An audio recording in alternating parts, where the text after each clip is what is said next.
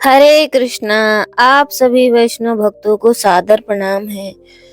तो सठ तिला एकादशी का दुर्लभ संयोग इस बार 2026 की सठ तिला एकादशी जो है प्रथम एकादशी, वो बहुत महत्वपूर्ण है और शुभ है। मुहूर्त, दान और पूजा का महत्व। मकर संक्रांति के दिन एकादशी का व्रत रखें या ना रखें, इन संपूर्ण जानकारी आपको मिलने वाली है।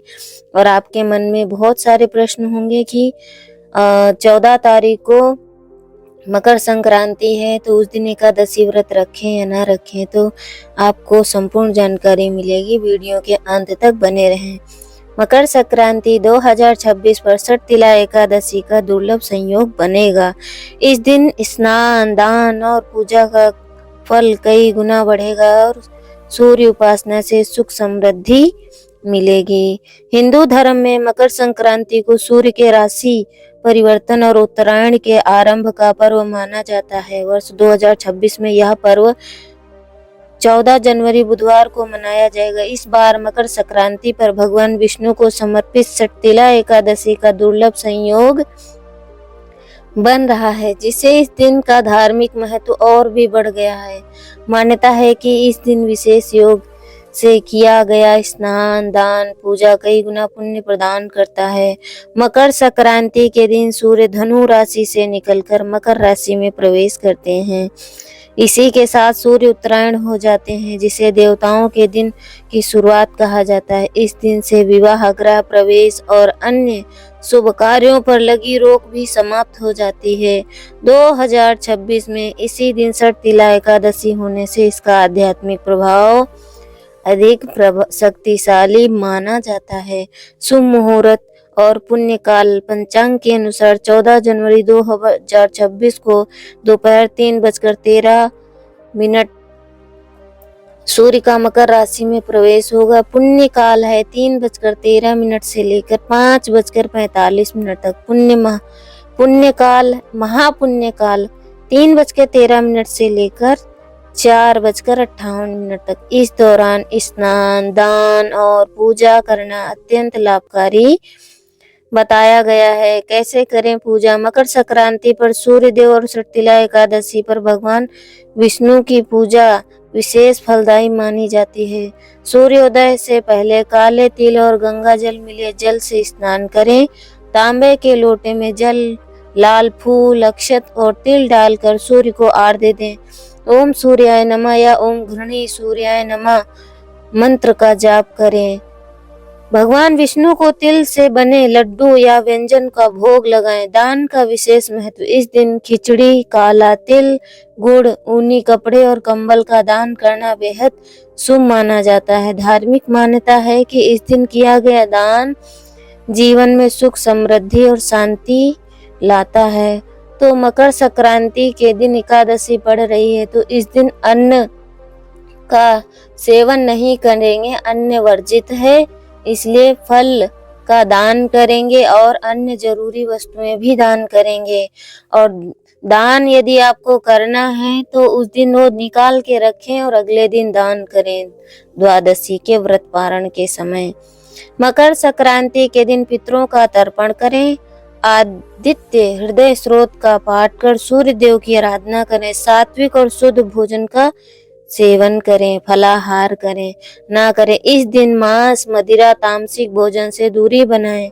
किसी से वाद विवाद, झगड़ा या अपमानजनक व्यवहार ना करें। धार्मिक मान्यताओं के अनुसार इस दुर्लभ संयोग में किए गए पुण्य कर्म जीवन की नकारात्मकता को दूर कर सुख और सकारात्मक ऊर्जा प्रदान करते हैं।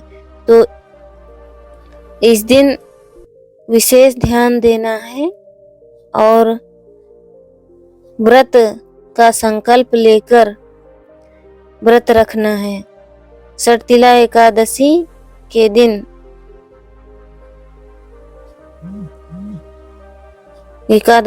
दिन मांसाहार नहीं करना है और किसी जीव की हत्या नहीं करनी है। इसलिए एकादशी के दिन सभी बातों को ध्यान से सुनना और पढ़ना जरूरी है। तो एकादशी के दिन हमें अन्न नहीं खाना है और पूजा विधि जो बताई गई है उसका ध्यान रखना है। ओम नमो भगवते वासुदेवाय नमः। ओम ह्रीं लक्ष्मी वासुदेवाय नमः। ओम नारायण विद्महे वासुदेवाय धीमहि तन्नो विष्णु प्रचोदयात्।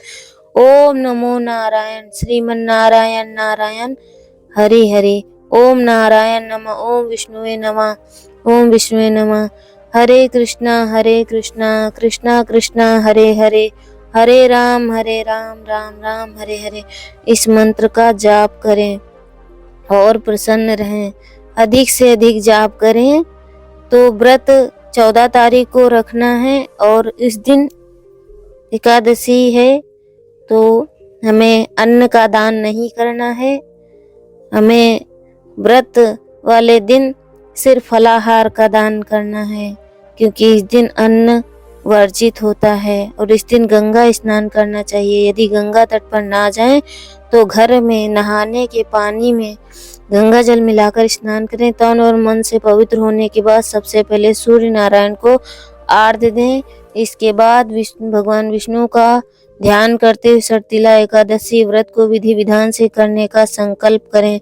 इसके बाद अपने पूजा घर मंदिर में आदि श्री हरि को पहले गंगा जल अर्पित करें। इसके बाद चंदन पुष्प फल मिष्ठान धूप दीप आदि समर्पित करें।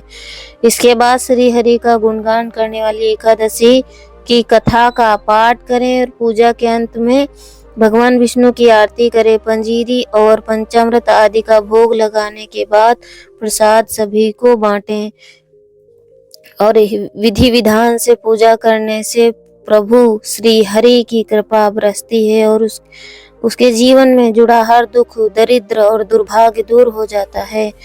यह व्रत सभी पापों का नाश करके व्यक्ति को सभी सुख प्रदान करता है। सर्तिला एकादशी के पुण्य प्रभाव से साधक सभी सुखों को भोगता हुआ अंत में विष्णु लोक को प्राप्त होता है। भगवान विष्णु के इस पावन व्रत में दोषों को दूर करने और मनोकामना को पूरा करने के लिए तिल का 6 तरीके स्नान उपटन हवन तर्पण भोजन आदि में प्रयोग किया जाता है। तो आपको और जानकारी मिलेगी और एकादशी की कथा का वीडियो हम आपके समक्ष जल्दी ही लेकर प्रस्तुत होंगे। तब तक के लिए श्रवण करें, भगवान के नाम का जाप करें, भक्ति करें, प्रसन्न रहें। हरे कृष्णा।